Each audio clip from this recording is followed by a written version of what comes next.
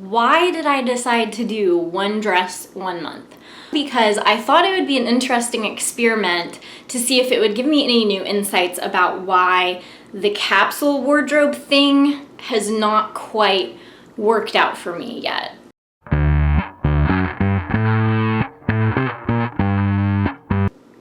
Hi, I'm Maggie with the Darling M. Welcome to my channel. If you are already a subscriber, thanks for bearing with me during the academic year. It's a little harder for me to get videos out. Today, as you can tell by the title of this video, I'm going to be talking about my experience with the One Dress, 1 Month project. If you are new to my channel, if you're not a subscriber and you like this video, please click the red subscribe button below so you don't miss any of my other updates. So what is One Dress, 1 Month? The project is really simple. It comes from Maria of the YouTube channel Gold Zipper, and I will link her video in the cards and in the description box below. I really encourage you to watch Maria's video about One Dress, 1 Month. It's really artfully done, and it almost instantly inspired me to do this project. The project is simply that you choose one dress. She also says you can use one outfit and you wear it every day for 30 days. The outcome is that I didn't quite achieve that. I got through day 24, and disclosure, there were some weekend days that I didn't actually put the dress on. I ended up making my own rules for the challenge. So I'll tell you a little bit about how I made it through, why I decided to start it, why I ended it, and what I learned along the way. I've been attempting to go zero waste, vegan, live a more sustainable lifestyle, and the minimalism component is a little trickier to me. I have experimented in the past with capsule wardrobes. Honestly, for probably like 3 years, I've tried the capsule wardrobe. And I know there are a lot of gurus out there who would have you believe, it's really hard in the beginning, and then once you get the first capsule or two, it's like you're rocking and rolling and everything's cool. And that's wonderful that that works for a lot of people. For whatever reason, it's kind of been a challenge for me. I feel like I had 2 that were mildly successful, but for the most part, it just isn't suiting me yet.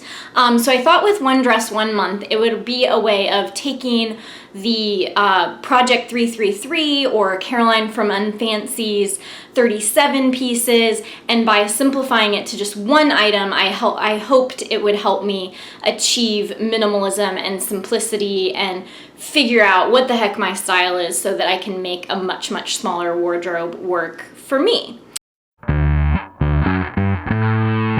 I knew that this was a project I was going to do eventually.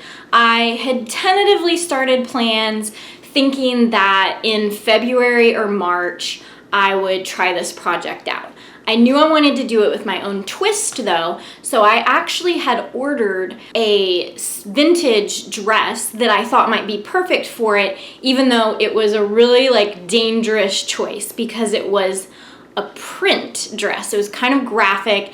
It had both black and white, which are colors I know I love, and some accent colors in kind of bright primary colors. And I know that's a color palette that I really love, and I was going to challenge myself to wear that dress every day in either February, March, or April. The dress did not fit the way that I had hoped it would, but I wasn't actively planning for One Dress, 1 Month yet.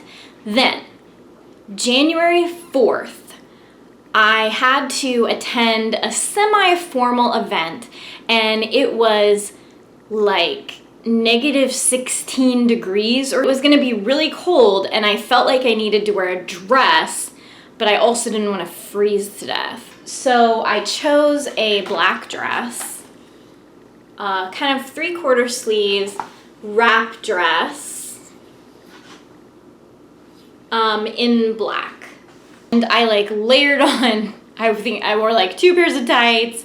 I wore a tank top and a dress underneath and a slip. So I threw this dress on for an event, and I was like, oh, traditionally speaking, what could be more classic than a black wrap dress. And if I can wear it on a really cold day like this, surely I can make it work through all of January. Even though it's a winter month, I wouldn't normally choose a dress. But I was like, if I can do it here, I can probably do it the whole time. So spontaneously that day, I was like, okay, guess what, guys? I guess I'm doing one dress 1 month. I guess I'll tell you guys a little bit about the psychology of doing one dress 1 month. A lot of you wanted to know what people said about it. And the thing is, nobody noticed. My closest friends, I of course told them about it. I told my boss about it because she's one of my friends too. But everybody outside of that like inner circle, especially if they didn't follow me on Instagram, did not say a thing. Nobody noticed. Nobody cared. What's most remarkable, the group that I find most remarkable that didn't notice it, or if they did, they didn't say anything, were my students. So during One Dress 1 Month, I had several class periods where I was teaching and seeing the same students over and over again wearing the same dress. Probably part of the reason they didn't notice was because like I really did change up the way that it looked every time, so I was kind of cheating. Let's be honest, I was kind of cheating. So I had like a roller coaster of emotions throughout. Sometimes I would be like, I'm so creative, and sometimes I would be like, I'm a hack, I'm a fraud, why am I doing this? You're crazy. People are seeing my photos on Instagram and they are probably using it to think about being a more sustainable fashion consumer, and it's taking down fast fashion and it really means something. And then other days I would be like really uncomfortable with what I was doing and being like, only like a privileged white lady can make it a project and something fun to do to have to wear the same dress every day. So I do want to acknowledge that there's a huge issue with that I still feel uncomfortable about. If you guys want to talk about that more on this channel, let me know in the comments below, and we can do a video about that too. So there are a few things leading up to ending the challenge.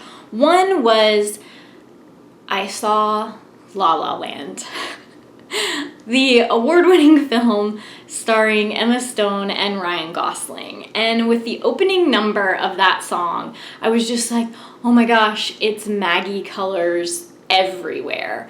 And it made me like instantly depressed that I saw it on my birthday on January 11th. And even during the movie, I'm like, oh, tomorrow I'm gonna wear like bright blue or yellow or red. Like I can't handle this black dress anymore. It's like way too drab.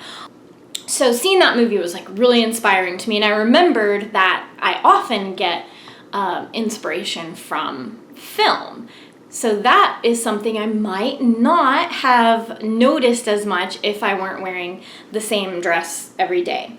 The second thing that led up to me ending the challenge was on January 20th with the inauguration, and then in the several days that followed, and the country going through some turmoil provoked some sadness. And so becoming invested in other causes made my interest in One Dress 1 Month wane a little bit. Although on the other hand, it was nice to not have to think about what I was gonna wear that much, since I knew at the very least it would involve the black wrap dress. Although that's part of my third thing that led me to ending the challenge, was that I felt like it was beginning to defeat the purpose. The idea is, you know what you're wearing every day, here it is. And if you do a black dress, even if it's a black wrap dress and it's in warmer weather, it would probably have that effect. But what I found was that I couldn't wear the dress by itself.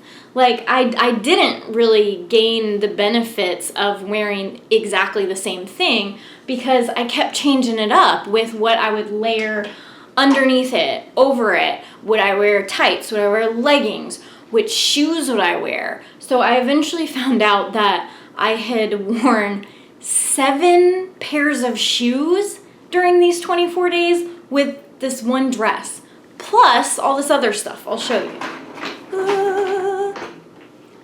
So I wore 2 coats, a black leather jacket, a big fluffy cardigan, a big sweater, a white button-up, another blouse, a yellow cardigan, a black long sleeve shirt, a slip to wear under it, because the way it's cut in the front, I couldn't wear it without either a slip or a tank top under it. Another undershirt, a collared sleeveless shirt, and another sleeveless polka dot shirt. At least one scarf. I wore a few other scarves as well. I wore this hat. I wore 2 or 3 other hats. I wore red tights. I wore purple tights. So the total number of items was even more than I would have had if I had chosen to do the winter 10 by 10 instead. So I'll make sure to link below who started the winter 10 by 10 challenge. I started kind of thinking of it that way, but honestly I used even more than 10 items for this period of time, and it probably rivaled 33 for a capsule wardrobe for just 1 month. So I realized that because of the dress I had chosen, I probably should have chosen an outfit, or at the very least a style that matches mine better, even if it was black. So I kind of realized, like, okay, I know what I did wrong, and I know that it's not necessarily helping me to minimize my closet. The fourth thing, and this is pretty minor, is that I felt like the dress started to lose its shape.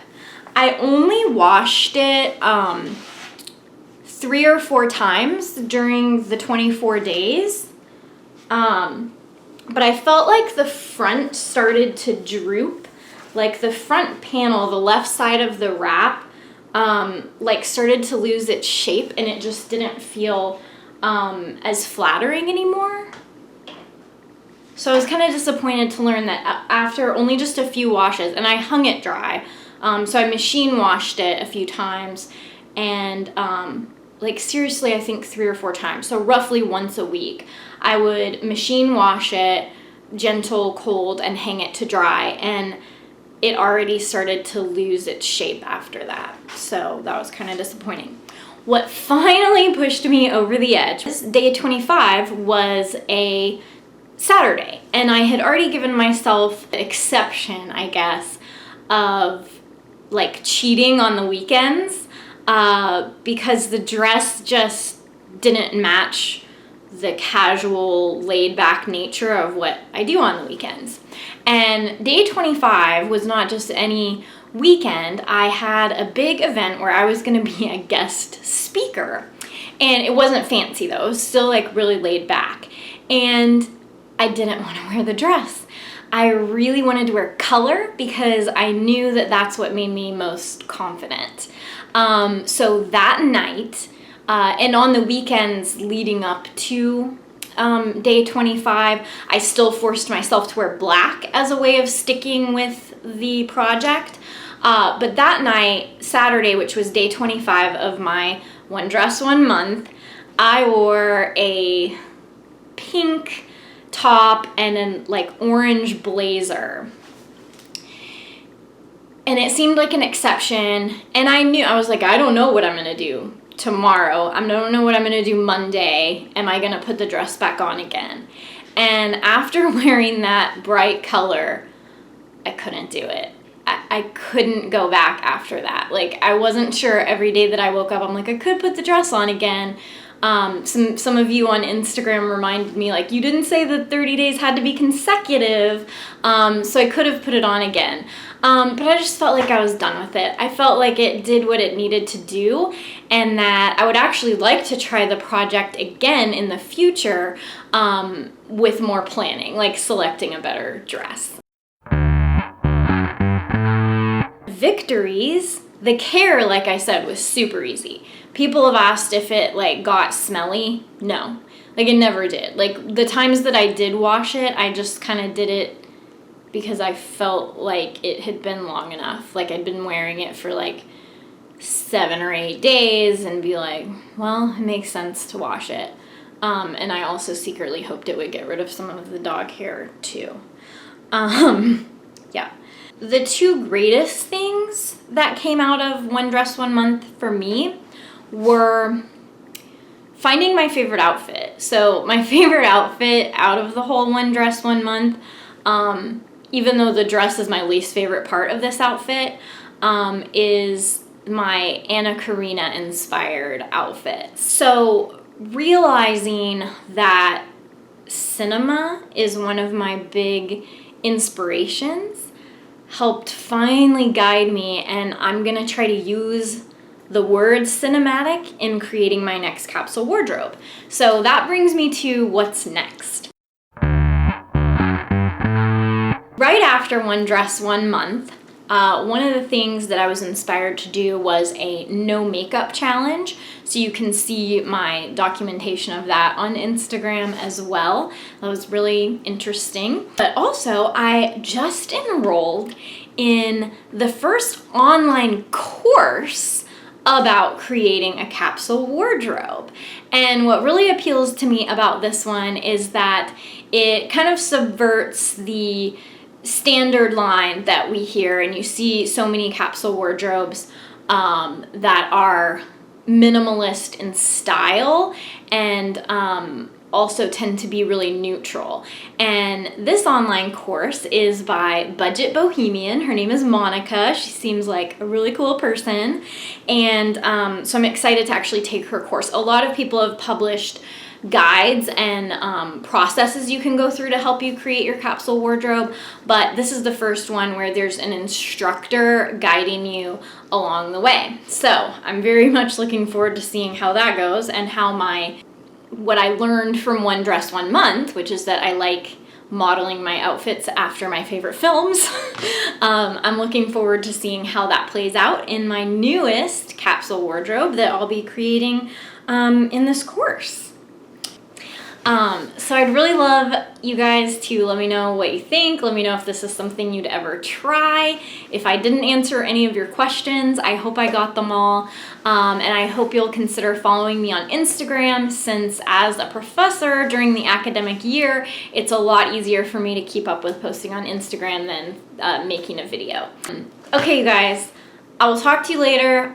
Again, if you're new to my channel and you thought this video was interesting, if you have ideas of things you'd like me to make videos about in the future, comment down below. If you like this video, give it a thumbs up, and I hope to see you again soon, my little darlings.